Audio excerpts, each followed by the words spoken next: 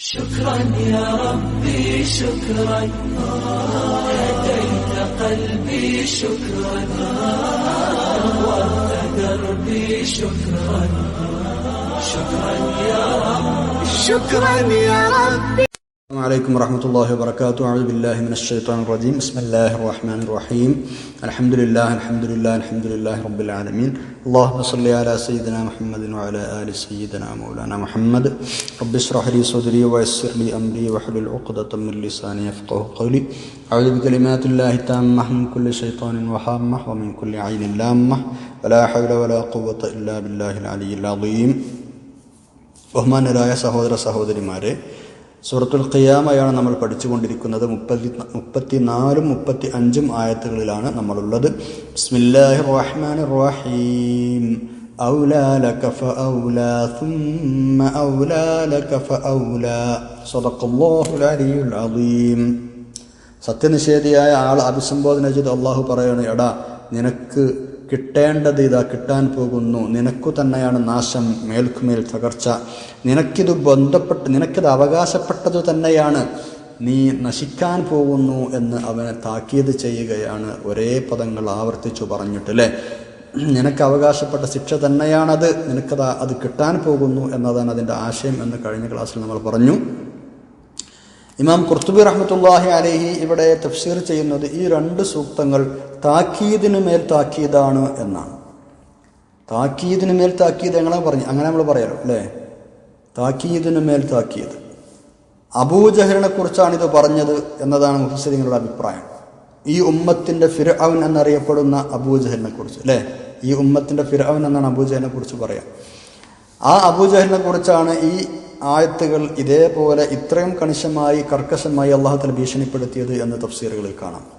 4 കുറ്റങ്ങൾക്ക് പകരമായി 4 താക്കീതാണ് ഈ 2 ആയത്തുകളിലുള്ളത്. 4 കുറ്റങ്ങൾക്ക് 4 താക്കീത്. ഏതാണ് 4 കുറ്റങ്ങൾ, ഏതാണ് 4 താക്കീത് നമുക്ക് പറയാം ഇൻഷാ അല്ലാഹ്.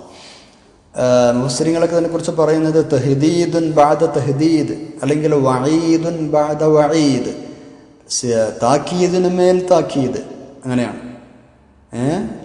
ഭീഷണിപ്പെടുത്തുന്നതിന് മേൽ ഭീഷണി, ഭീഷണിക്കുമേൽ ഭീഷണി, അങ്ങനൊക്കെ പറയില്ലേ. അപ്പോൾ ആ ആവർത്തനത്തിന് അതേപോലെ തന്നെ തഫ്സീർ ചെയ്തതാണ്. ഭീഷണിക്കുമേൽ ഭീഷണി, അല്ലെങ്കിൽ എന്താണ് പറയുക, താക്കീദിന് മേൽ താക്കീത്. 4 താക്കീതാണ് ഇതിലുള്ളത്. ആ 4 താക്കീത് എന്താണ് പറയുക, 4 കുറ്റത്തിനുള്ള താക്കീതാണ്. എന്തൊക്കെ 4 കുറ്റം തൊട്ട് മുമ്പുള്ള ആയത്തിന് ഓതിയാൽ കിട്ടും. ഫലാ സദ്ദഖ വലാ സല്ല വലാകിൻ കദ്ദബ വതവല്ല. ഇവിടെ ലാ സദ്ദഖ റസൂലുള്ളാഹി സ്വല്ലല്ലാഹു അലൈഹി വസല്ലം, ലാ സദ്ദഖ റസൂലുള്ളാഹി സ്വല്ലല്ലാഹു അലൈഹി വസല്ലം, അല്ലാഹുവിന്റെ റസൂലിനെ ചങ്ങായി അംഗീകരിച്ചില്ല. ആര്? അബൂജഹൽ. അതാണ് ഒരു തെറ്റ്. ഓക്കെ, ഫലാ സദ്ദഖ എന്നതിലെ സദ്ദഖ ഒരു തെറ്റ്. പിന്നെ രണ്ടാമത്തെ തെറ്റ് വലാ സല്ല, അങ്ങനെയൊക്കെ വിശ്വസിച്ച് അള്ളാഹുവിന് മുമ്പിൽ നിസ്കരിക്കേണ്ട ആളായിരുന്നു അവൻ അതും ചെയ്തില്ല. ഓക്കെ, അപ്പോൾ രണ്ടാമത്തെ തെറ്റായല്ലോ. ഇനി മൂന്നാമത്തെ തെറ്റ് വലാകിൻ കദ്ദബ, പക്ഷേ അവൻ എൻ്റെ റസൂലിനെ നിഷേധിച്ചു, അവൻ എൻ്റെ ദൃഷ്ടാന്തങ്ങൾ നിഷേധിച്ചു. ആ കദ്ദബ എന്ന് പറഞ്ഞത് മൂന്നാമത്തെ തെറ്റ്. വതവല്ല, അവൻ എപ്പോഴും പിന്തിരിഞ്ഞു നടന്നു, മുഖം തിരിച്ചു നടന്നു, ഇത് 4ാമത്തെ തെറ്റ്. മനസ്സിലായല്ലോ. വലാ സദ്ദഖ വലാ സ്വല്ല 1 2, വലാകിൻ കദ്ദബ 3, വതവല്ല 4. അപ്പോൾ റസൂലിനെ സല്ലല്ലാഹു അലൈഹി വസല്ലം അംഗീകരിച്ചില്ല എന്ന് പറഞ്ഞത് 1, കളവാക്കി എന്ന് പറഞ്ഞത് 2, നിസ്കരിച്ചില്ല എന്ന് പറഞ്ഞത് അത് മറ്റൊരു തെറ്റ്, അള്ളാഹുവിൽ നിന്ന് പിന്തിരിഞ്ഞു വളഞ്ഞു എന്ന് പറഞ്ഞത് മറ്റൊരു തെറ്റ്. ഏതായാലും ഈ 2 ആയത്തുകളിലായി 4 തെറ്റുകൾ പറഞ്ഞു. ഫലാ സദ്ദഖ വലാ സ്വല്ല വലാകിൻ കദ്ദബ വതവല്ല. ഈ 4 തെറ്റുകൾക്കുള്ള താക്കീതാണ് അടുത്ത 2 ആയത്തുകളിൽ ഔലാ ലക ഫഔലാ സുമ്മ ഔലാ ലക ഫൗലാ എന്നതിൽ അല്ലാഹു തആല പറയുന്നത്. ആദ്യത്തെ ഔലാ ലക 1ാമത്തെ തെറ്റിനുള്ള ഭീഷണിയാണ്, അതിനുള്ള എന്താണ് പറയുക, താക്കീതാണ്. പിന്നെയുള്ള ഫൗലാ എന്നത് 2ാമത്തേതിനുള്ളതാണ്. പിന്നെയുള്ളത് 3ാമത്തെ വലാകിൻ കദ്ദബ എന്ന് പറഞ്ഞതിനുള്ളതാണ്. പിന്നെ 4ാമത്തേത് തവല്ല എന്ന് പറഞ്ഞതിനുള്ളതാണ്. അപ്പോൾ 4 തെറ്റുകൾക്ക് 4 താക്കീതാണ് അല്ലാഹു തആല ഇവിടെ കൊടുത്തത് അബൂജഹലിന് എന്ന് ഇമാം ഖുർത്തുബി റഹ്മത്തുള്ളാഹി അടക്കമുള്ള മുഫസ്സിരീങ്ങൾ രേഖപ്പെടുത്തിയിട്ടുണ്ട്. തെറ്റുകൾ മനസ്സിലായല്ലോ അല്ലേ. സത്യം നിഷേധിച്ചു, എന്താണ് പറയുക, നിസ്കാരം ഉപേക്ഷിച്ചു, പ്രവാചകരെ കളവാക്കി, അള്ളാഹുവിൽ നിന്ന് പിന്തിരിഞ്ഞു കളഞ്ഞു. 4. അപ്പോൾ ഞാൻ അവിടെ സംശയം വരാം. പിന്നെ അതിന് ശേഷം പറഞ്ഞൊരായത്തുണ്ടല്ലോ, സുമ്മ ദഹബ ഇല അഹ്ലിഹി യതമത്ത, പിന്നെ അവൻ അഹങ്കരിച്ചുകൊണ്ട് പെരക്കാരുടെ അടുത്തേക്ക് പോയി. എന്താ ഇതൊരു തെറ്റല്ലേ? എന്നാൽ അതിനൊരു ഭീഷണി വേണ്ടേ? അതിപ്പോൾ ഒരു തെറ്റായി കണക്കൂട്ടാൻ മാത്രമല്ല, അത് അവൻ്റെ സ്വഭാവം തന്നെ അങ്ങനെ ആയിരുന്നു. അതിപ്പോൾ പുതുതായി ഉണ്ടായൊരു തെറ്റല്ല. അത് അവൻ്റെ സ്വഭാവമാണ്, അവൻ്റെ പതിവാണ്. ഇങ്ങനെ റസൂലിനെ ധിക്കരിക്കുന്നതിന് മുമ്പും നിഷേധിക്കുന്നതിന് മുമ്പും അള്ളാഹുവിൻ്റെ റിസാലാത്തുകളെ നിഷേധിക്കുന്നതിന് മുമ്പുള്ള അതിൻ്റെ മുമ്പേ ഉള്ള ഓൻ്റെ സ്വഭാവമാണ് എന്ത്? അഹങ്കാരം എന്നത്. അതിപ്പോൾ പ്രത്യേകിച്ച് അവിടെ പറയേണ്ട കാര്യമില്ല. ഇപ്പം ഉണ്ടായ പുതിയ തെറ്റുകളാണ് ഈ 4 പറഞ്ഞത്. റസൂലുള്ളാഹി സ്വല്ലല്ലാഹു അലൈഹി വസല്ലം തങ്ങൾ ഈ പ്രവാചകത്വവുമായി വരുന്നതിന് മുമ്പേ ഈ ചങ്ങായി കിബറും അഹങ്കാരവും അഹന്തയും കൊടുത്ത് നടന്നിരുന്ന ആളാണ്. അതുകൊണ്ട് അതിവിടെ പ്രത്യേകമായിട്ട് എണ്ണിയില്ല. അപ്പം അതൊരു തെറ്റല്ലേ എന്ന്, അത് 5ാമത്തെ എണ്ണണ്ടേ? കിബർ നടിച്ചു നടന്നു എന്നത് 5ാമത്തെ തെറ്റായിട്ട് എണ്ണണ്ടേ എന്നൊരു സംശയം. അത് എണ്ണണില്ല. കാരണം എന്താ? അത് ഇപ്പം ഉണ്ടായ തെറ്റല്ല, അവൻ പണ്ടേ അങ്ങനെയാണ്, അതുകൊണ്ട് പതിവ് അങ്ങനെയാണ്. മനസ്സിലാണ്ടല്ലോ. ആട്ടെ, ഇത് സംഭവം എന്താണെന്നറിയോ? മക്കയുടെ ഒരു ഊട് വഴിയിൽ വെച്ച് ഒരിക്കൽ തിരുനബി സല്ലല്ലാഹു അലൈഹി വസല്ലമ തങ്ങൾ അബൂജഹലിനെ കണ്ടു. ഒരു റിവായത്തിൽ അങ്ങനെ ഉണ്ട്. അതല്ല, വേറൊരു റിവായത്തിൽ നബി സല്ലല്ലാഹു അലൈഹി വസല്ലമ തങ്ങൾ പള്ളിയിൽ നിന്ന് പുറത്തേക്ക് വരുമ്പോൾ നേരെ ഇങ്ങോട്ട് അബൂജഹൽ ഇങ്ങോട്ട് വരുന്നുണ്ട്. നബി സല്ലല്ലാഹു അലൈഹി വസല്ലമ തങ്ങൾ പള്ളിയിൽ നിന്ന് അങ്ങോട്ട് ഇറങ്ങുമ്പോൾ അബൂജഹൽ ഇങ്ങോട്ട് വരുന്നുണ്ട്. അപ്പോൾ പള്ളിൻ്റെ വാതിലിൽ നിന്ന് പിന്നെ ഇവർ തമ്മിൽ കണ്ടുമുട്ടി. നബി സല്ലല്ലാഹു അലൈഹി വസല്ലമ തങ്ങൾ അബൂജഹലിൻ്റെ കയ്യിന് പിടിച്ചിട്ട് 2 കുലുക്കിയിട്ട് പറഞ്ഞു, ഔലാലക ഫൗല, നിനക്ക് കിട്ടേണ്ടത് കിട്ടുട്ടോ എന്ന്. അതിനർത്ഥം ഔലാലക ഫൗല എന്ന് പറഞ്ഞു, നിനക്ക് മഹാനാശമാണ് വരാനിരിക്കുന്നത്.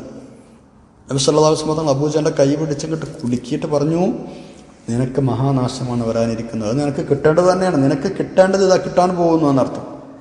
ഇത് പറഞ്ഞപ്പോൾ അബൂജഹൽ ചോദിച്ചു, തുഹദ്ദിദുനി, നീ എന്നെ ഭീഷണിപ്പെടുത്തുകയാണോ? ഫവല്ലാഹി, അല്ലാഹുവിനെ തന്നെ സത്യം, ഇന്നി ലഅസ്സു അഹ്ലിൽ വാദി വഅക്രമ, ഞാൻ ഇവിടെ ഉള്ള ആൾക്കാരിൽ വെച്ച് ഏറ്റവും മാന്യനായ ആളും സ്ഥാനമുള്ള ആളും, ഞാൻ വലിയ കൊലകൊമ്പനാണ്, എന്നിട്ട് നിന്നെ ഭീഷണിപ്പെടുത്തുകയാണോ? ഇത് പറഞ്ഞപ്പോഴാണ് പിന്നെ അല്ലാഹു തആല ഇതേപോലെ ആയത്തിറക്കിയത്. നബി സല്ലല്ലാഹു അലൈഹി വസല്ലം തങ്ങൾ അബൂജഹലിനോട് പറഞ്ഞ അതേ വാക്ക് ഉപയോഗിച്ച് അല്ലാഹു തആല ഈ ആയത്തുകൾ ഇറക്കി. ഔലാ ലക ഫഔലാ സുമ്മ ഔലാ ലക ഫഔലാ. ഇമാം ഖുർത്തുബി തങ്ങൾ ഇത് റിപ്പോർട്ട് ചെയ്തിട്ടുണ്ട്. അപ്പോൾ നബി സല്ലല്ലാഹു അലൈഹി വസല്ലം തങ്ങൾ പറഞ്ഞ അതേ വാക്കുകൾക്കനുസരിച്ച് അല്ലാഹു തആല ഇവിടെ അബൂജഹലിനെ ഭീഷണിപ്പെടുത്തിക്കൊണ്ട് ആയത്തിറക്കുകയാണ് ചെയ്തത്. നിനക്ക് മഹാനാശമാണ് വരാനിരിക്കുന്നത് എന്നർത്ഥം. വേറൊരു റിവായത്തിൽ ഇങ്ങനെയുണ്ട്, അബൂജഹൽ ഇങ്ങനെ നബി സല്ലല്ലാഹു അലൈഹി വസല്ലം തങ്ങൾ മുമ്പിലും അല്ലാതെ ഒക്കെ അഹന്ത നടിച്ച് അഹങ്കാരം നടിച്ച് വലിയ ഗർവ് നടിച്ച് ഇങ്ങനെ നടക്കുകയാണ്. കുറ്റം പറഞ്ഞിട്ടും നബിയെ സല്ലല്ലാഹു അലൈഹി വസല്ലം ആക്ഷേപിച്ചിട്ടും ഇസ്ലാമിലേക്ക് ആളുകൾ ചേരുന്നത് തടഞ്ഞിട്ടും ഇങ്ങനെ നടക്കുകയാണ്. അപ്പോൾ ഒരിക്കൽ അടുത്ത് കണ്ടു കിട്ടിയപ്പോൾ നബി സല്ലല്ലാഹു അലൈഹി വസല്ലം തങ്ങൾ കൈ കൊണ്ട് പിടിച്ചിട്ട് പറഞ്ഞു, ഔലാ ലക ഫഔലാ സുമ്മ ഔലാ ലക ഫഔലാ. അങ്ങനെ തന്നെ പറഞ്ഞു. ഈ റിവായത്തിൽ ഇങ്ങനെയാണുള്ളത്.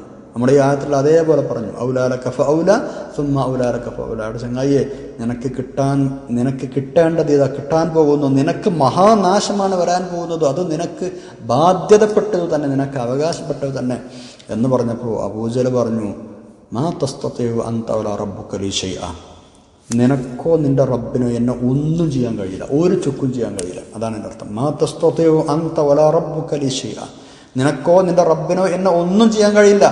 ഞാൻ ആരാന്ന വിചാരം? ഇന്നി ലഅസ്സു മിൻ ബൈനി ജബലൈഹ, ഞാൻ വലിയ ആളല്ല. ഈ മലകളുടെ മക്കയിലെ ഈ 2 മലകൾക്കിടയിലുള്ള ആളുകൾക്കിടയിൽ വെച്ച് ഏറ്റവും വലിയ മാന്യനായ ആളാണ് ഞാൻ.